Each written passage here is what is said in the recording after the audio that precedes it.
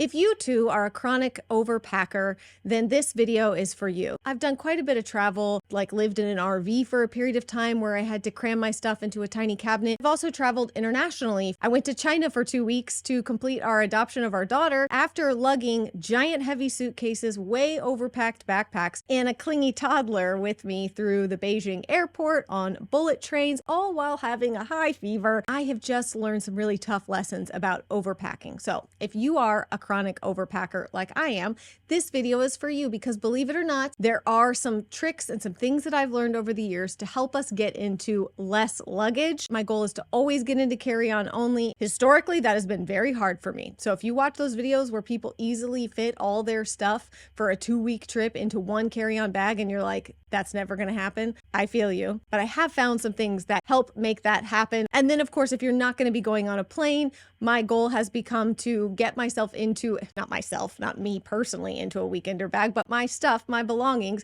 into a weekender style bag if I'm just going to be taking a road trip, car trip somewhere. I'm currently packing for a little trip with my husband. We are going away for my 40th birthday and our 19-year wedding anniversary. I've got to pack for a number of things: daytime activities, evening dresses, stuff to be able to do my hair and makeup as I would like. And then we also sprung for a couples photography session at our destination. Since it's our anniversary, we thought that would be fun. So I also have to pack an outfit for that. Join me. I'm going to show you how we fit all of the things into a weekender or carry-on style bag.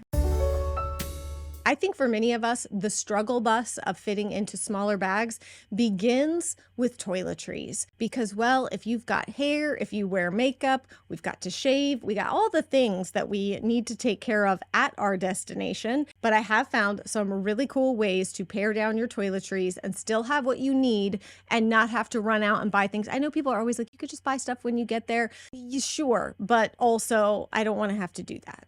I've already spent enough money on this plane ticket or destination. I don't want to have to go buy more stuff that I know I have, I just forgot to pack. One of my favorite toiletry tips and tricks is that I save the samples that I get from Sephora purchases. You know how a lot of times when you check out at Sephora, if you've got your points, or at Ulta, if you've got points, you can trade those points in for little sets from different brands, like a little Clinique set or something like that. I like to get those when I have enough points, and I put them in a little bin in my bathroom that's my travel bin. So whenever I'm going on a trip, that's the first place I hit up, is that little travel bin, because I very often already have travel sizes, small sizes of everything from shampoo to conditioner to lotion to face creams to eye creams, all of that kind of stuff.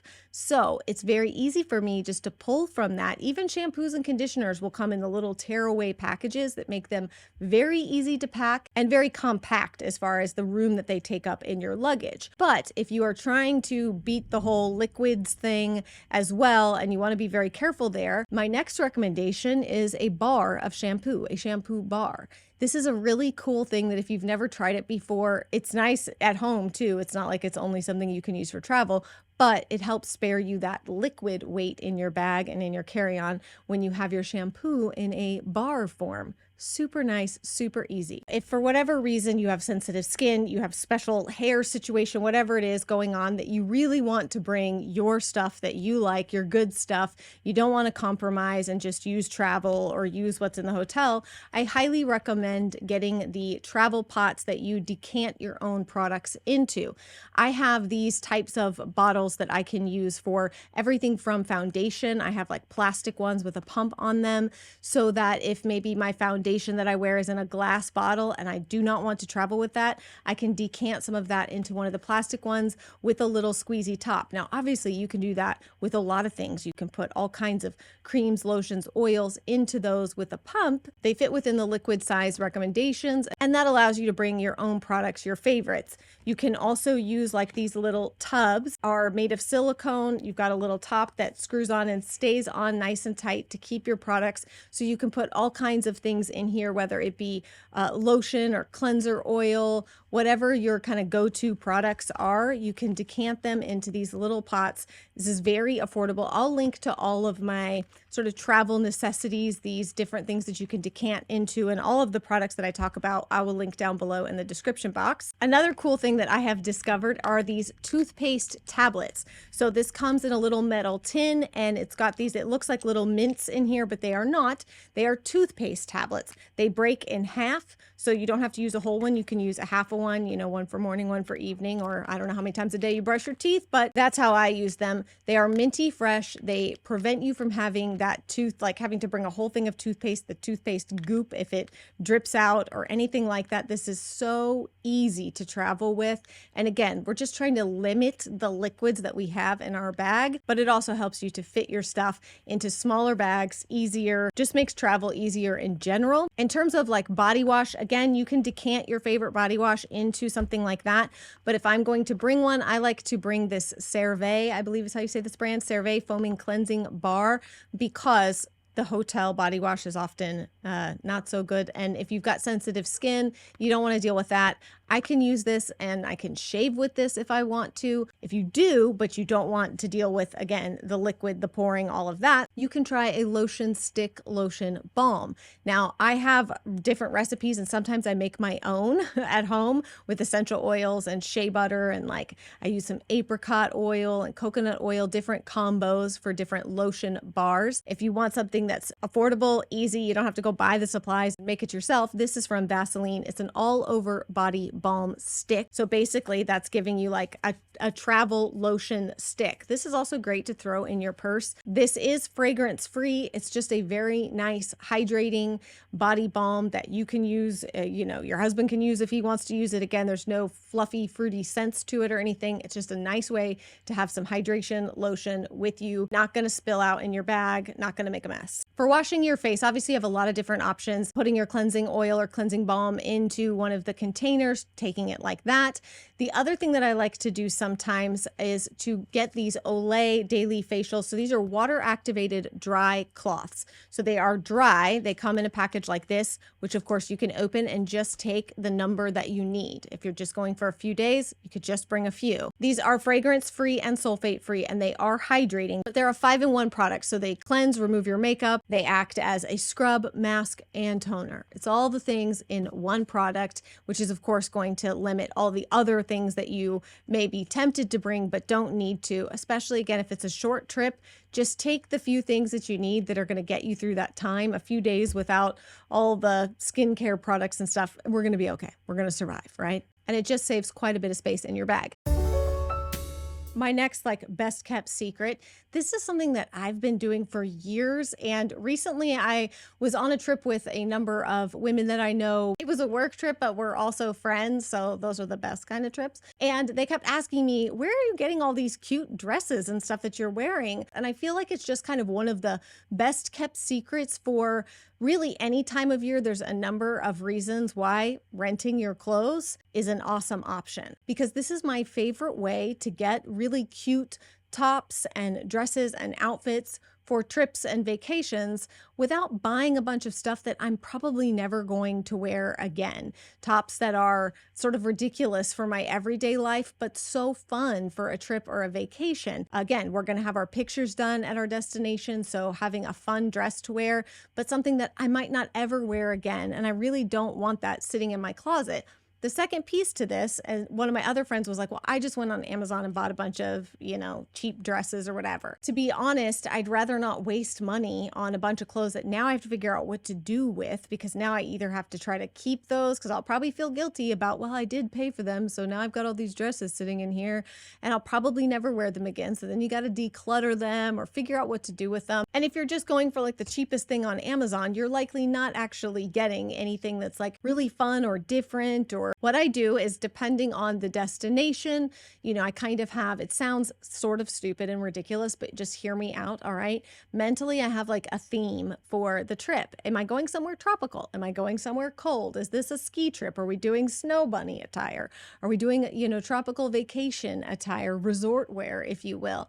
Well, that's, you know, obviously very different. So once I kind of know and have a theme for my overall outfits, I use two different websites for renting clothes. Obviously, this is not sponsored by either one of them. I'm just going to share them both with you because I like them both for different reasons. If you want to see a whole video about renting clothing, again, I've been doing it for probably 5 or 6 years now. So I've had a lot of chances to kind of figure out what I like, what I don't like, what works best for me in this realm. So I'm happy to share more. If you guys want to hear more, let me know down below in the comments. I know, for example, if I'm going to go on a tropical vacation, then it's very likely that I would love to find some pieces from like Farm Rio because they're very fun and tropical just as a brand in general, very brightly colored. Again, not things that are probably going to fit into my everyday wardrobe all the time, and they're pricey, okay? The brand is expensive. So for the price of just a few Amazon dresses, I can rent 5 or 6, it kind of depends. You can choose the number of pieces, but I can rent clothing for the trip. Now, I feel like this should go without saying, but I will just tell you that if you're one of those people who buys things and then just throws them into your bag and is like, I'll wear it when I get there, we cannot do this. We must not do this. That is the number one way that I ended up overpacking for years, was just thinking that, well, I'll just grab a few things, toss them in, I'll wear them. And then you get there and things don't fit right. They're uncomfortable. It's kind of a hassle at times, but especially if it's an important trip and you're taking the time to rent clothes, you're putting thought into it, try on your outfits so that you're only actually packing what you'll wear, what looks good together, what fits, especially if you're renting clothes. If these are things that you've never worn before, the rental websites are really great about having all of the like reviews from people who've worn it. That's another way that it kind of prevents you from purchasing things unnecessarily because you're just borrowing this. And hopefully if you read the reviews, then you will get the correct size. So then you can try everything on. For me, I usually like to pick 1 or 2 pairs of shoes that I can make work with all of the outfits. I do not want to pack a bunch of different shoes. Like, shoes for me are all about comfort. I just cannot do uncomfortable shoes. I pick 1 or 2 that I know are really comfortable that will work across multiple outfits. And depending on, again, what the trip is for, I'm not doing this for everything. We're talking about like anniversary trips, vacations, places where you're going to be dressing up. You're going to be likely changing your clothes a few times a day, right? Because you've got like a swimsuit, afternoon comfort wear, and then dinner wear in the evening, that kind of thing. I go ahead and match and find my jewelry to go with my outfits. Depending on what it is, I might just rotate the same earrings and necklace, something that will work kind of for everything. Just pick a few pieces that I can make work. Or if it's really like fun tropical thing, I've got a ton of like noonday jewelry, very bright, colorful, beaded. A lot of it's like handmade in Guatemala and India, all these beautiful pieces of jewelry that are not really a part of my everyday style anymore, but they are really fun to wear on trips like this. So I will go through and find jewelry and match everything.